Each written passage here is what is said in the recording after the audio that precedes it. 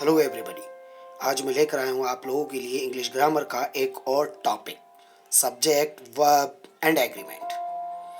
Before starting today's video, please subscribe the channel and press bell icon so that you may get notification for further videos. So let's start our today's video to understand subject, verb and agreement. सबसे पहले बात कर लेते हैं हम कि subject, verb, agreement क्या है। Subject and verbs must agree with one another in number, singular or plural. Thus, if a subject is singular, its verb must also be singular. If a subject is plural, its verb must also be plural. हम अगर इसको दूसरे शब्दों में समझे कि subject और verb के बीच एक एग्रीमेंट होता है। सब्जेक्ट के सिंगुलर और प्लूरल होने पर उसी के अकॉर्डिंग वर्ब यूज की जाती है। अगर सब्जेक्ट सिंगुलर होता है तो वर्ब भी सिंगुलर के अकॉर्डिंग यूज होती है, और सब्जेक्ट अगर प्लूरल होता है तो उसी के अकॉर्डिंग वर्ब यूज होती है। In present tense nouns and verbs form plurals in opposite ways. अगर हम प्रेजेंट टेंस में देखते हैं तो हम जब नाउन को प्लूरल फॉर्म में डालते हैं तो वहाँ पर हमें उसके साथ एस, मोस्टली एस ऐड करके अपन उसका प्लूरल फॉर्म बनाते हैं, जबकि वर्ब में एस ऐड नहीं किया जाता जब उसे प्लूरल फॉर्म में डाला जाता है। इन शॉर्ट, वर्ब में एस लगने से वो सिंगुलर हो जाती है, नाउन में एस लगने से वो प्लूरल हो जाती है।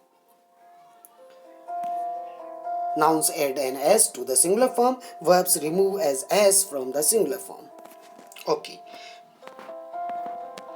We have some rules to understand this agreement between subject and verb. Look at the rule number first. A subject will come before a phrase beginning with of. This is a key rule for understanding subjects. The word of is the culprit in many, perhaps most, subject-verb mistakes. सबसे important rule अगर हम बात करें subject verb agreement की, तो उसमें हम देखते हैं नाउन में जब वर्ड्स का एक ग्रुप बन के आता है और उसमें ऑफ ऐड रहता है, तो ऑफ से पहले जो नाउन है वही मेन नाउन होता है। हमें उसी के अकॉर्डिंग उसको सिंगुलर और प्लूरल कंसीडर करना होता है, न कि ऑफ के बाद वाले वर्ड के according. For example, a bouquet of yellow roses lend color and fragrance to the room. अब ये सेंटेंस रॉन्ग हो गया क्योंकि हमने यहाँ येलो रोजेस के अकॉर्डिंग यहाँ वर्ब प्लूरल ले ली, लैंड, जबकि हमें ऑफ से पहले वाला वर्ड बुके उसे देखना था। तो ये करेक्ट तब होगा जब हम बुके के अकॉर्डिंग उसको सिंगुलर सब्जेक्ट लेते हुए वर्ब भी सिंगुलर रखेंगे, और ये सेंटेंस हमारा बनेगा a bouquet of yellow roses lends colour and fragrance to the room. Now move to the rule number second. Two singular subjects connected by or, either or, neither nor require a singular verb. जब दो singular subject either और, neither nor इनसे add होते हैं तो वो दो होते हुए भी सिंगुलर ही कंसीडर किए जाते हैं। चाहे वो और से ऐड हो रहे हो, चाहे आइदर और से, चाहे नाइदर नॉर से, उन्हें सिंगुलर ही कंसीडर किया जाता है जब दोनों कनेक्टेड वर्ड्स सिंगुलर हो। फॉर एग्जाम्पल, माई आंट और my uncle is arriving by train, neither John or Carrie is here, either Karina or Casey is helping today with stage decorations. यहाँ double words हमने यहाँ examples में देखे, aunt, uncle, John, Carrie, Kareena, कैजी, लेकिन सब में हमने और नोर इनके होने की वजह से इन्हें सिंगुलर ही काउंट किया। इसी रूल को थोड़ा सा और आगे एलोब्रेट किया जाए तो ये बनता है कि द वर्ब इज एन और, आइदर और neither nor sentences agrees with the noun और प्रोनाउन क्लोजेस टू इट। अगर हमें एक तरफ वहाँ प्लूरल मिल रहा हो, एक तरफ सिंगुलर मिल रहा हो, तो अब हमें क्या करना होगा इन कनेक्टर्स के साथ में। जब और, आइदर और, नाइदर नॉर ये तो कनेक्टर्स हैं, अगर इनके साथ में जो नाउन जिनको हमने कनेक्ट किया है उनमें एक सिंगुलर है, एक प्लूरल है, तो जो क्लोजेस्ट होता है, जो ज़्यादा नज़दीक वाला होता है, या यूँ कहूँ कि सेकंड नाउन जो है हमें उसको प्रेफर करना है, उसी को देखना है कि वो सिंगुलर है या प्लूरल है। For example, neither the plates nor the serving bowl. अब यहाँ नॉट से पहले मैंने प्लेट्स यूज़ किया और उसके बाद में सर्विंग बाउल। बाउल सिंगुलर है, प्लेट्स प्लूरल है, तो जो बाद में जो वर्ड यूज़ कर रहे हैं हमें उसके अकॉर्डिंग वर्ब यूज़ करनी है, इसीलिए हमने यहाँ यूज़ किया गोज। इसी तरीके से neither the serving bowl nor the plates, अगर इसको उल्टा कर दिया जाए, प्लेट्स जो प्लूरल है उसे बाद में लिया जाए, तो वो प्लूरल फॉर्म में वर्ब यहाँ यूज होगी। Now look at the rule number 4. As a general rule, use a plural verb with two or more subjects when they are connected by an. अक्सर हम देखते हैं कि दो सब्जेक्ट्स को हम किसी कनेक्टर से ऐड कर देते हैं, तो भाई जब कनेक्टर से उसको ऐड कर दिया है, जैसे एंड से अपन ने कनेक्ट कर दिया, तो वो प्लूरल हो गया obviously. For example, a car and bike are my means of transportation, ये प्लूरल हो गया। लेकिन यहाँ एक्सेप्शन केस भी है, कई बार दोनों नाउन जो एंड से कनेक्टेड है वो किसी एक ही नाउन को इंडिकेट कर रहे होते हैं। For example, breaking and entering is against the law, किसी जगह पर जहाँ नियम को तोड़ना, वहाँ एंटर करना, वो लॉ की बात हो रही है कि वो लॉ के अगेंस्ट है, तो लॉ की अगर बात हो रही है तो लॉ तो सिंगल है, तो इसीलिए हम वहाँ इज यूज करेंगे।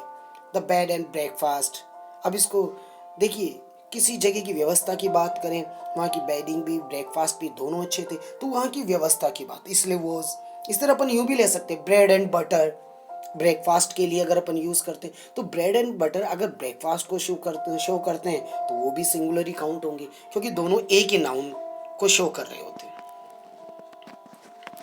Now look at the rule number 5. Sometimes the subject is separated from the verb by such words as along with, as well as, besides. कुछ कनेक्टर्स हम देखते हैं along with, as well as, besides ये भी होते हैं। इनसे जब कनेक्ट किए जाते हैं नाउन्स को, तो हमें जो फर्स्ट नाउन है, जो फारेस्ट कह सकते हो, या जो फर्स्ट नाउन है इन कनेक्टर्स से पहले जो यूज हो रहा है, उसके अकॉर्डिंग हमें सेंटेंस को कंप्लीट करना होता है। For example, the politician along with the newsman is expected shortly, जहां हमने एक और पॉलिटिशियन सिंगुलर लिया है, वही कनेक्टर अलोंग विद लगाने के बाद हमने न्यूज़मैन MEN, ये प्लूरल हो गया, लेकिन हमने यहाँ वर्ब कौन सी ली, इज सिंगुलर, क्योंकि हमें फर्स्ट वाले नाउन के अकॉर्डिंग चेक करना है। पॉलिटिशियन सिंगुलर, तो हमारा यहाँ पर वर्ब कौन सी यूज होगी, singular.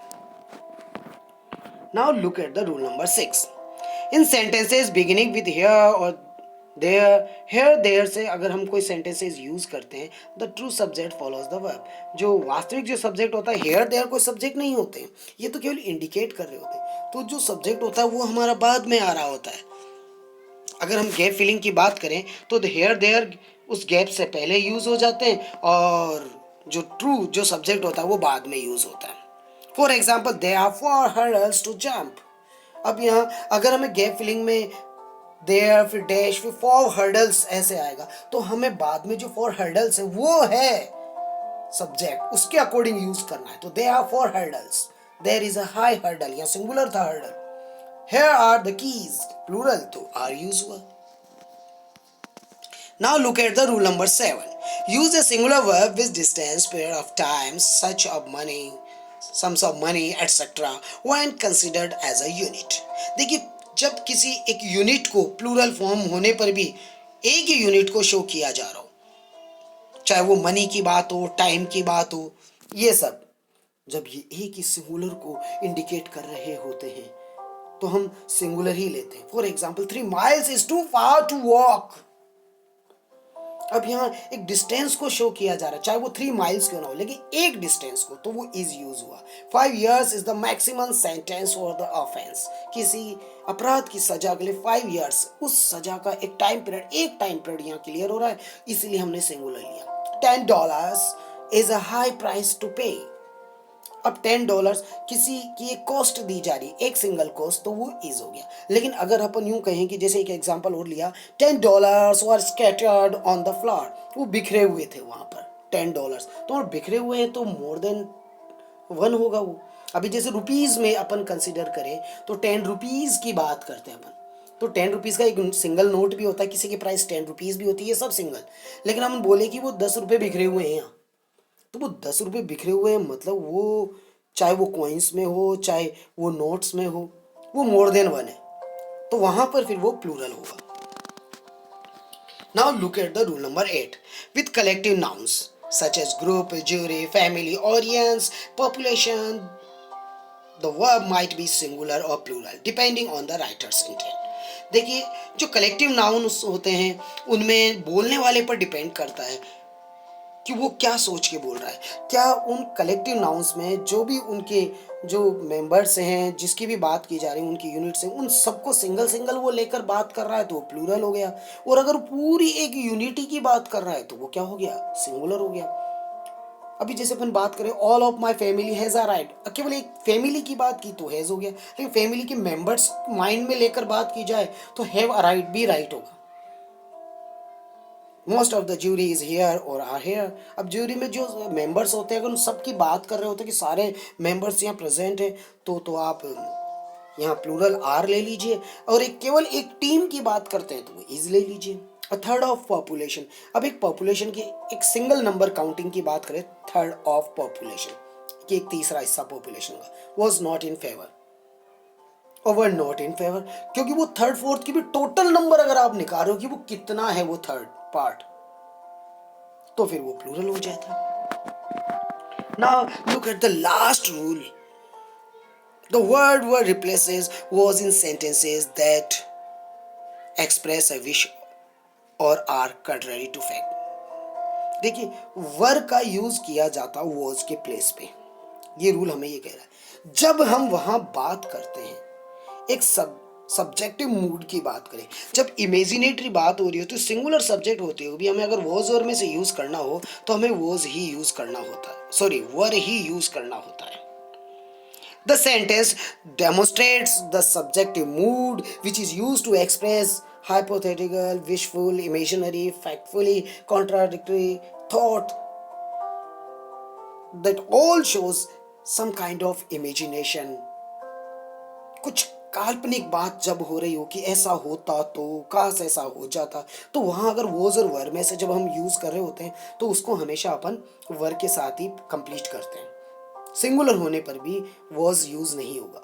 The subjective mood pairs singular subjects with what we usually think of as plural verbs. हम नॉर्मली तो यही सोच के चलते हैं कि वर्ब प्लूरल के साथ ही आता है, लेकिन यहाँ सिंगुलर के साथ भी आएगा क्योंकि वहाँ एक कंडीशन लग रही है, अप्लाई हो रही है, इमेजिनेशन हो रही है। जैसे एक एग्जाम्पल ऊपर है कि if Joe were here you would be sorry, अगर जो यहाँ होता तो आप सॉरी होते, यानी होता तो जो वहाँ है ही नहीं, वो इमेजिनेशन के लिए यहाँ वर्ड्स की बजाय वर यूज कर लिया। ऐसे एक एग्जाम्पल हो लिया, I wish it were Friday, किसी भी डे के लिए काश आज फ्राइडे होता। अब वो इमेजिन किया जा रहा था और वो जो वर्ब में से अब वो दिन तो आगे बढ़ गया तो पास्ट में वैसे ले लिया अपन कि वो है नहीं, इमेजिनेशन है। तो सिंगुलर सब्जेक्ट होते हुए भी हम यहाँ पर वर्ब का यूज करेंगे। तो हमें ध्यान रखना है कि जब विजुअल सेंटेंस होते हैं, ठीक है, और जो वास्तविक नहीं होते, नॉट अ फैक्ट होते हैं, तो वहाँ हमें ऐसा ही कुछ करना होता है। हालांकि नोट डाल के यहाँ ये भी मेंशन किया जा रहा है आपको, the subjective mood is losing ground in spoken, कि जब हम बोलते हैं तो ये वाला रूल बहुत कम फॉलो किया जाता है, लेकिन राइटिंग में इस रूल को फॉलो करना बहुत जरूरी है। So hope you have understood well this topic. So let's end our today's class. Thank you.